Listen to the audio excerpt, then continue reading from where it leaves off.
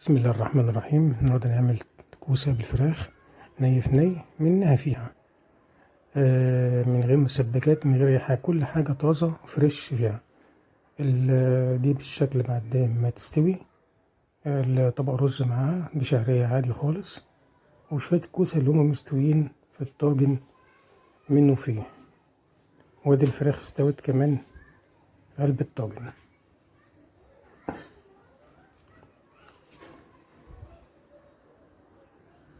طاجن فاضي اهو، نحط فيه بصلتين متقطعين حلقات،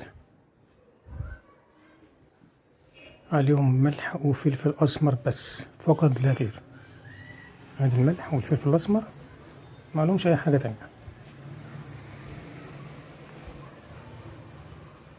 ورقتين لورا،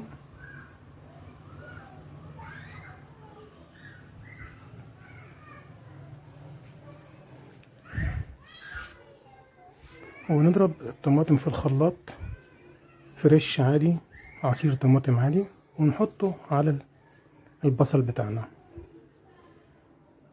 نقلبه.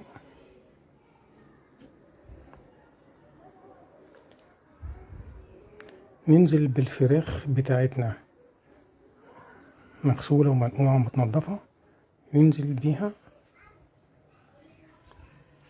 في الطاجن. كل ده لسه متحطش في قلب الفرن، كل ده على البارد.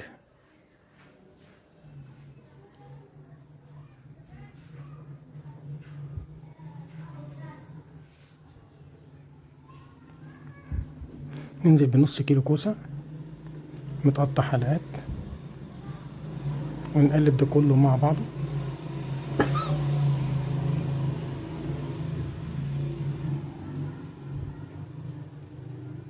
ونحط الطاجن ده في قلب الفرن،